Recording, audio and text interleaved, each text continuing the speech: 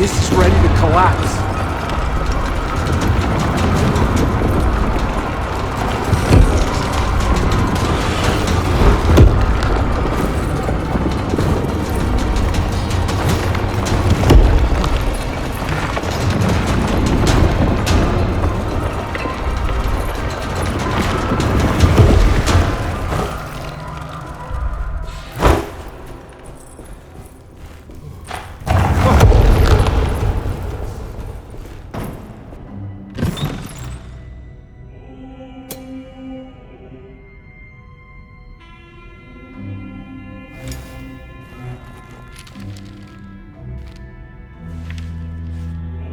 Acknowledge psychological trauma, breakthrough barriers of self-deceit, temperamatic behavior.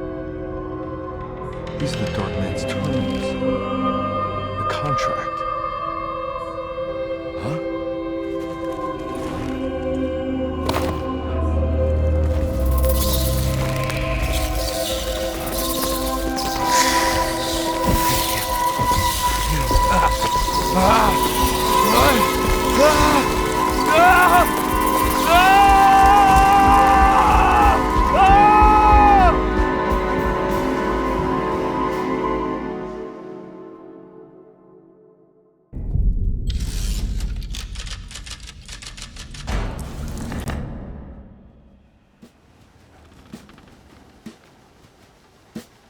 Hey.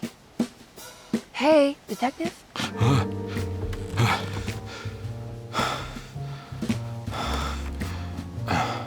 What are you doing? Oh, I found something. Great. Was it alcohol? God, no, I just got the wind knocked out of me. I think I know how to break the contract with the Dark Man. What exactly does that mean? Everything going back to normal. All right. I found some more information on Dorsetto and the patients. There are some seriously strange things going on here. I'm pretty sure 2 of the patients are dead, and maybe even the clerk. Oh, yeah. I kind of just gave up on worrying about that. Well, just keep your eyes open, I suppose. What were you doing again? Jeremy made a pact with the Dark Man to keep all the madness locked inside Dorsetto. All right. I'm gonna break it. I just have to... Where is it? Where's the talisman? It's around your neck? Ah! I worry, Detective. Don't, I'm fine. I worry that you're not much help on this case. At least you're a good distraction. Trust me. You're getting your money's worth. At this rate, I'm an absolute bargain.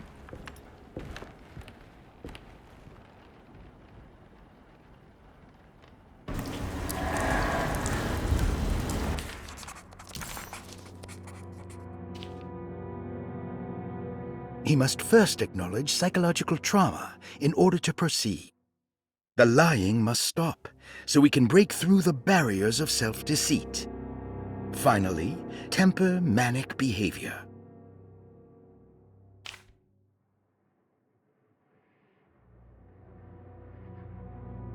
Medicine has failed me. Nothing can be done to dispel the hardwood curse. Only the sacrificial dagger may release the despair from Jacob's eye. Yet, doing so would be the doom of Dorsetto. Let this curse of mine be a weapon for once. I accept your demands. Oh, crawling chaos.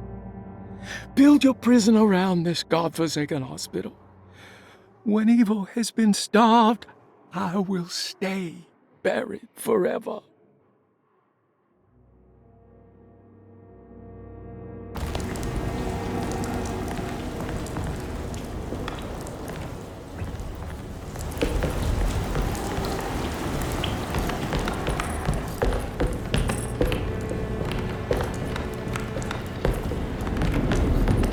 Just what this evening needed. Some ambiance. Combat.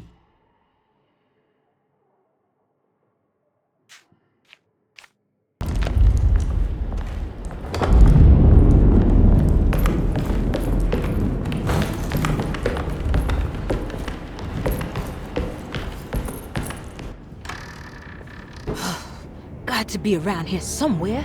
He wouldn't leave this house. I don't know what to think anymore. You run into that dick fella? Who is he? Can he be trusted? I think he one of the good guys. Well, you know, not good. Will he be all right with her coming? Praise the mother. You don't need to know about all that. Just help Jeremy. Just calm down. Ain't time yet. God, it hurts. As far as I can tell, Detective Comby seems to be solving problems, not causing them. Just be ready in case he starts anything.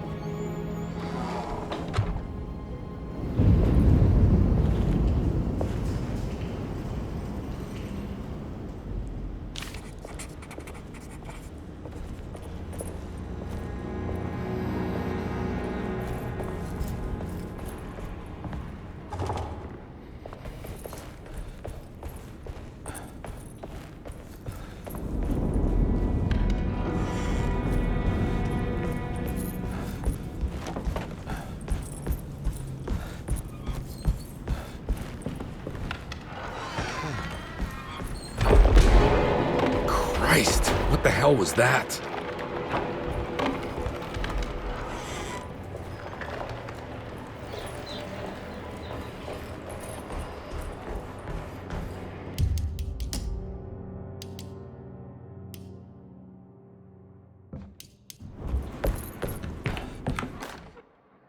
We must have faith that Jeremy's pact with the Dark Man is a bluff. If we are lucky, our visitors will find him and prove it's all nonsense before night falls. What is true is our attempt to call on her. Too many things have happened for this evening to be in vain. Think of Jack and Cassandra, even Perosi, whose circumstances I can't understand. Grace is a goat without horns. She knows it and will play the role. You must talk to your brother, Batiste. I worry that he will fail us. Mrs. Thompson.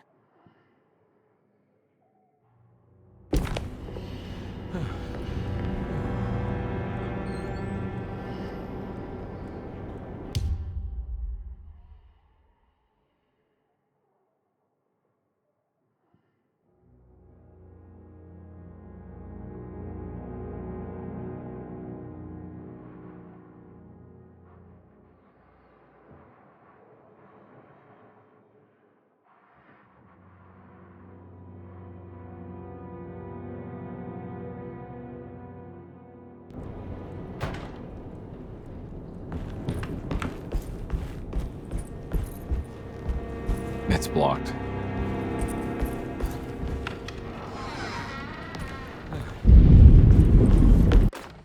Lunacy and the Astarte Artist Colony, a monograph by Yael Klein.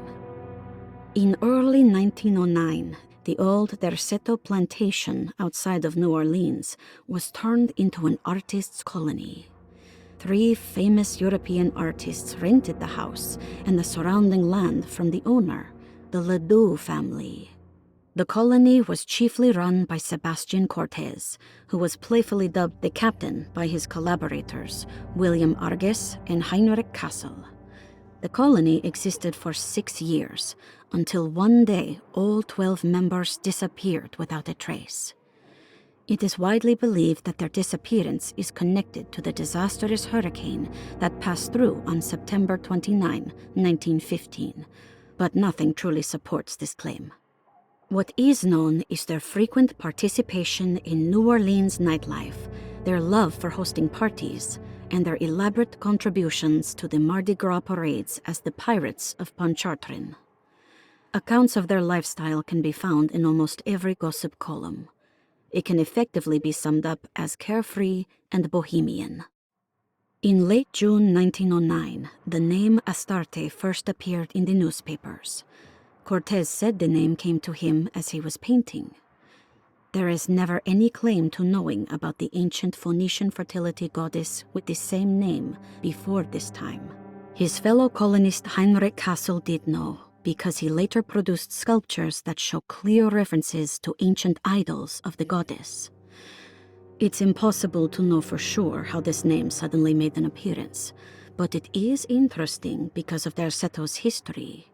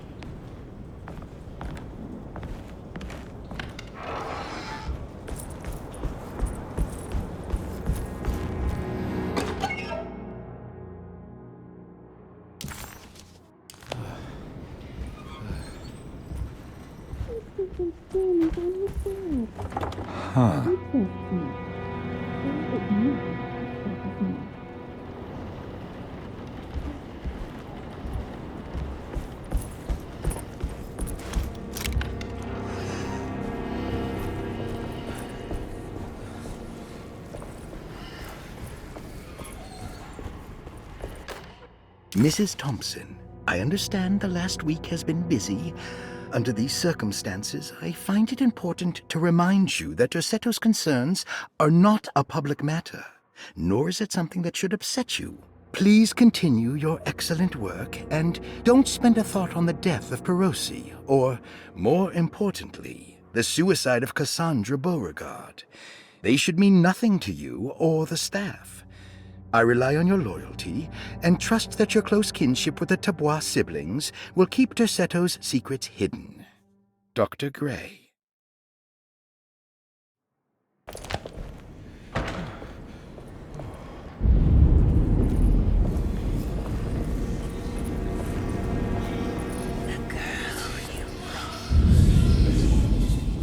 is that?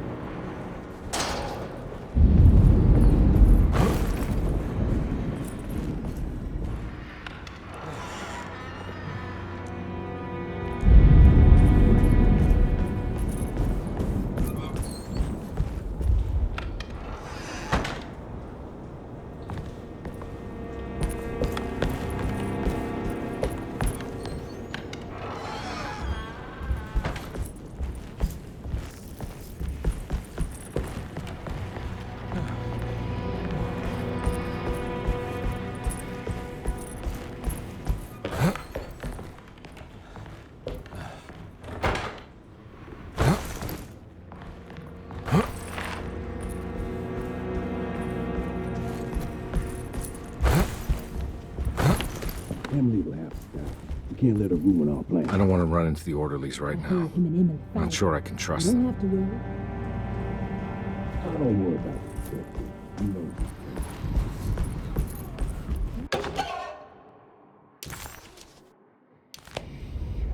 I think Dr. Gray might be in there. Perfect time to snoop around his office, though.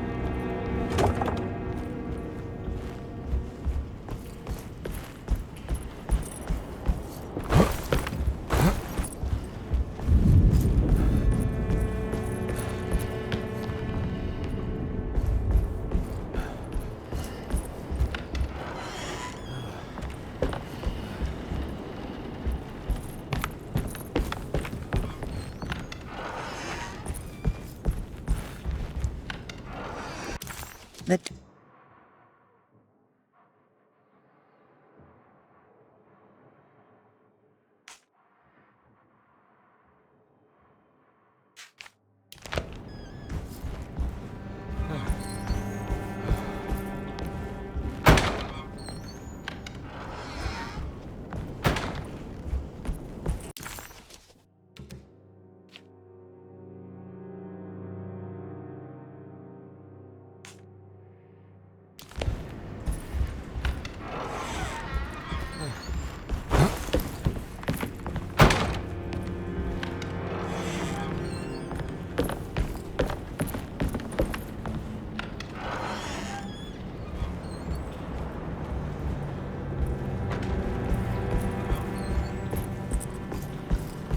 It's blocked.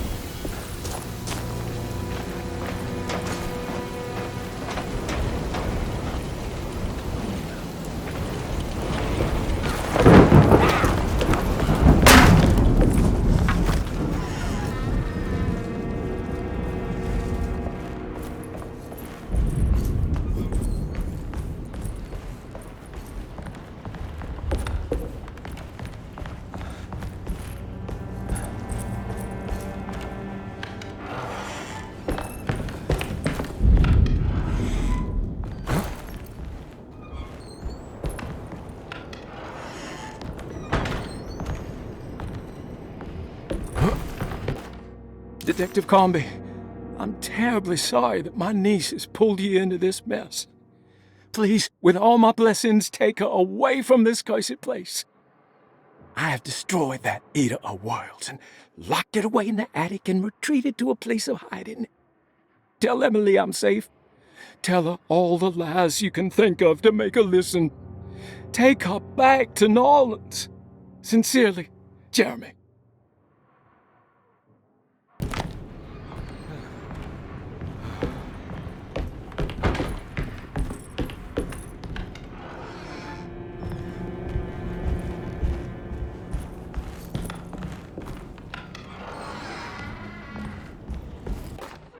Brother, I need you to trust me.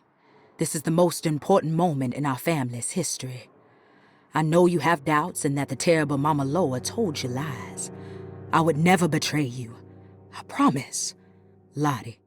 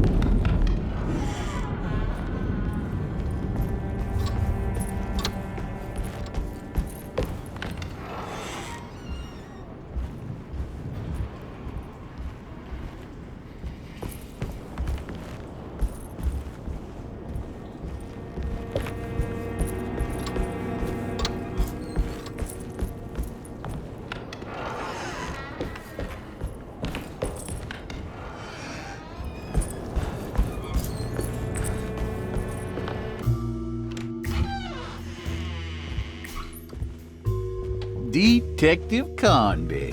Good to see you again. Solved your case yet? I'm trying. Hey, Grace, you okay?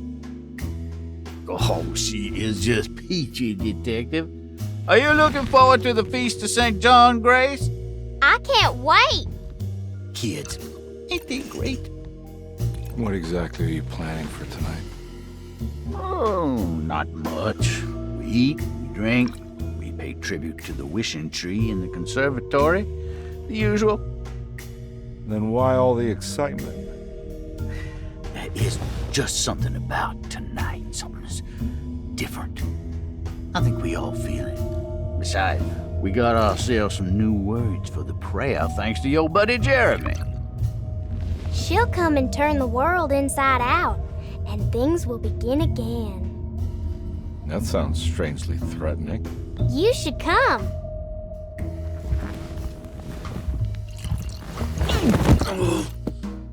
God damn it, Grace. Stay put for once.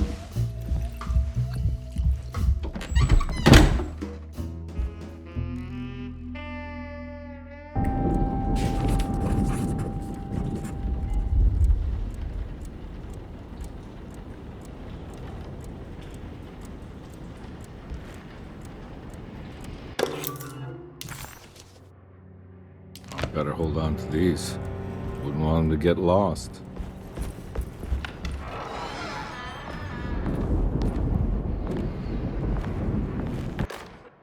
Jeremy knew that the only one who could help him now was the guest in room number 3, The room seemed to have been empty for so long. But that wasn't allowed to be true. The story needed to be different. To include something from the outside, he would bring the guest back to room 3 and show them what was in that safe. 913. But those were not the right numbers. That was the combination for the safe in the clerk's office.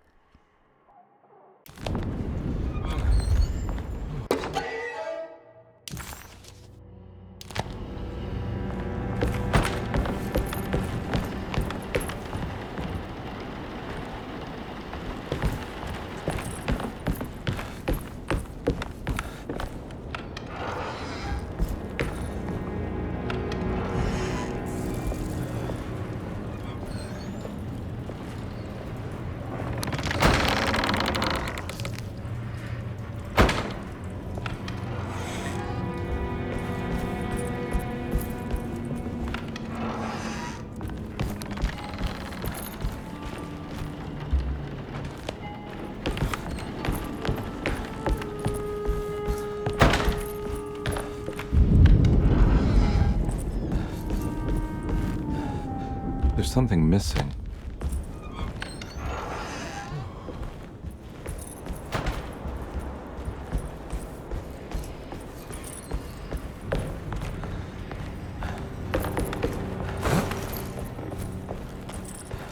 I can't leave. I got a job to do.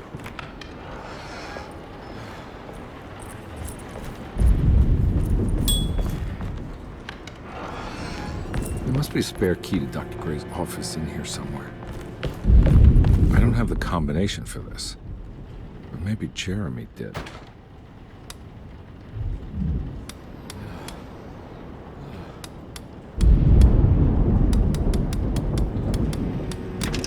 It worked.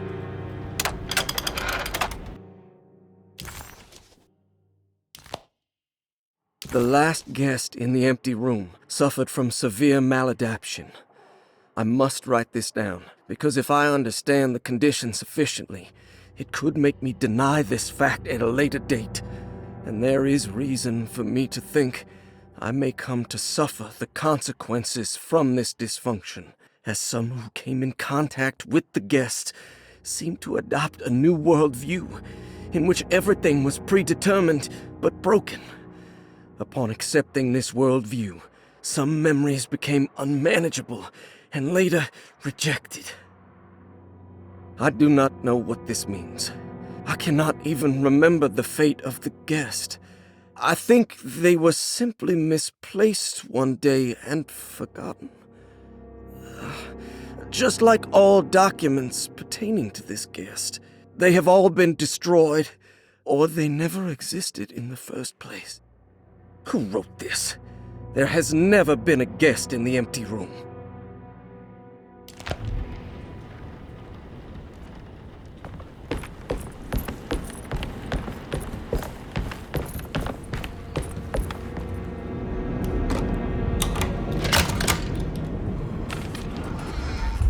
Dr. Gray's office, all to myself. Let's see if we can figure this guy out. This is where McCarthy has hidden my favorite young. It's very important. This is where McCarthy has hidden my favorite young. It's very important. I have finished tidying up Miss Beauregard's belongings. I will leave it to you to contact her agent and have them collect her things. I found one of Grace's drawings she might want back, along with this key in her room, which I believe you've been looking for, Mrs. Thompson.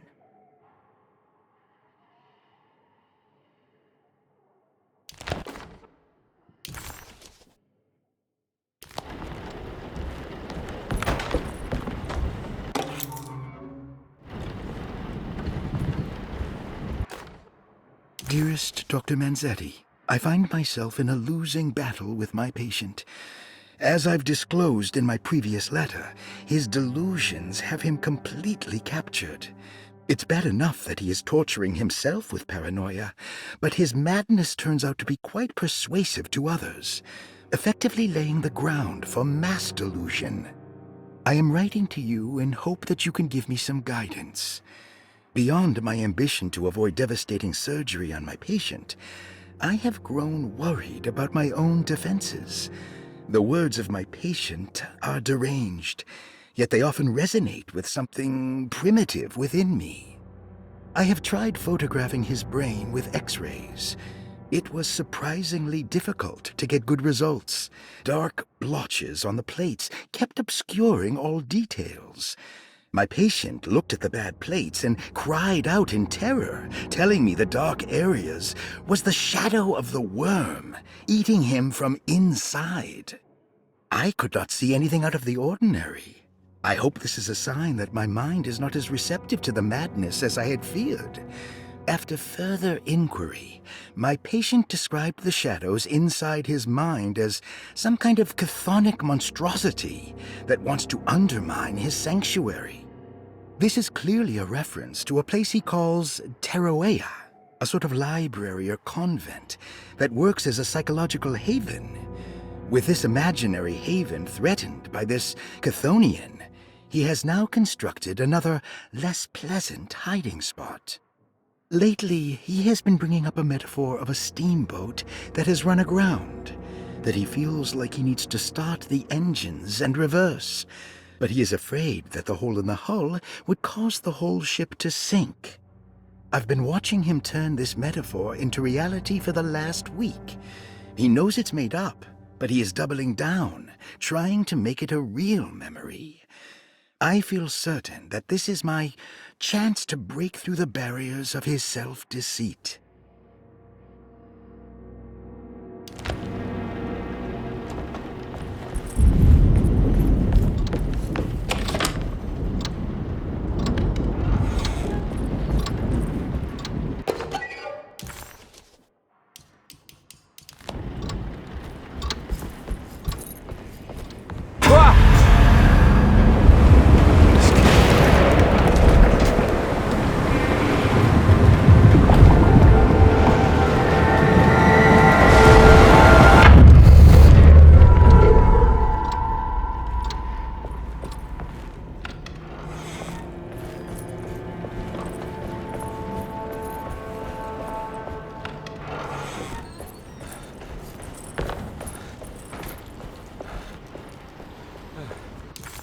Done.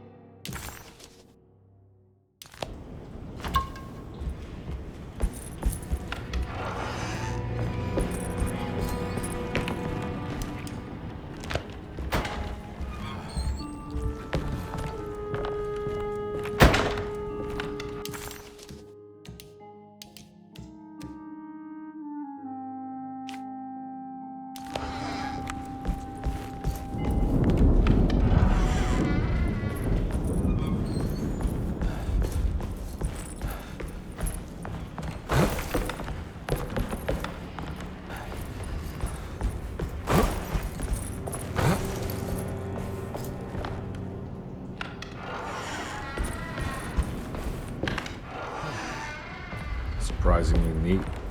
Maybe I've been selling that old barfly short.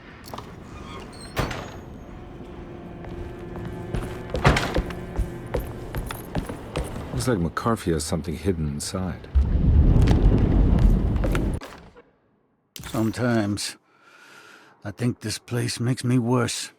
That Derceto might be my grave. A coffin made of ostentatious architecture. A Taj Mahal for the drunken depressed. There's something about Derceto. Something about Dr. Gray. Like we all pretend that we're here to get better, when in fact we are here to be forgotten.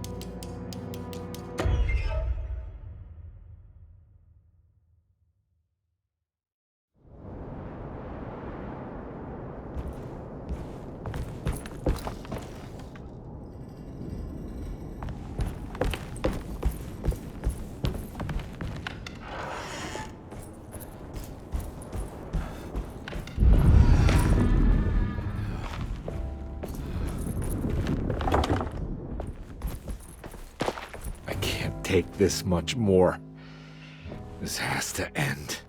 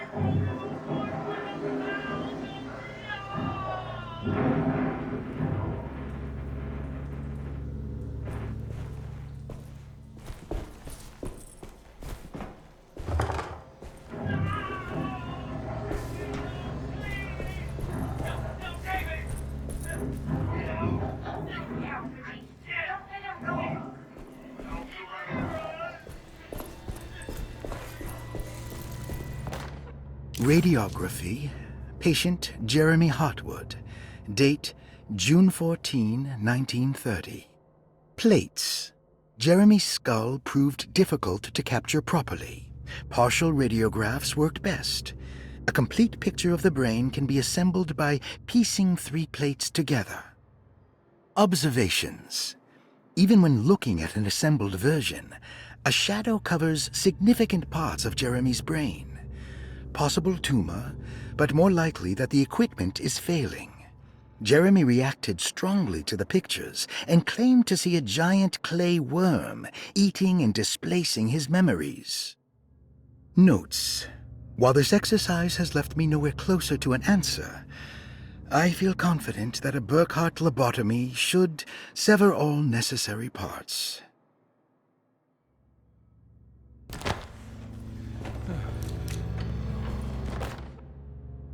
Hypothetical psychosurgery based on the ideas by Burkhart and the St. Petersburg research could end up saving Jeremy's mind. Severing the connections around the frontal lobe would certainly solve most mental afflictions. The procedure would be brutal in performance, as well as in efficiency. An ice pick pushed through the edge of the eye and into the skull would untether the nerves like Alexander cutting the Gordian knot. As this would likely leave Jeremy in a very different condition, all other paths should first be explored. The medical instrument I would need for this lobotomy is missing, and I should have Waits order a new one.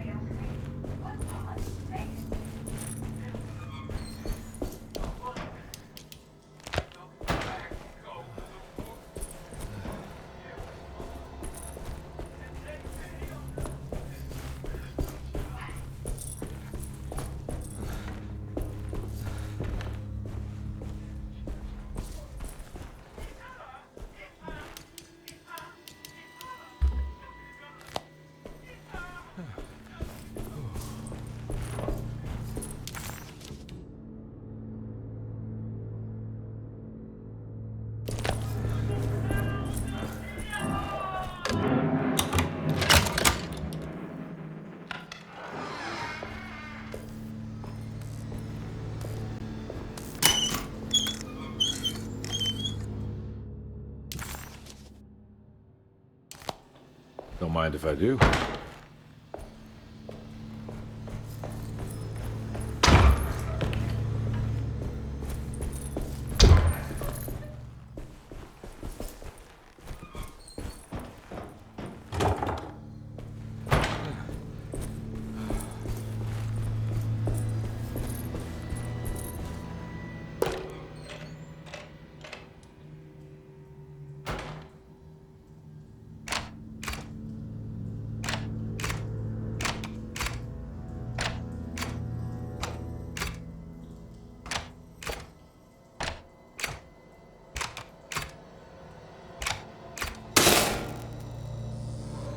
That's better.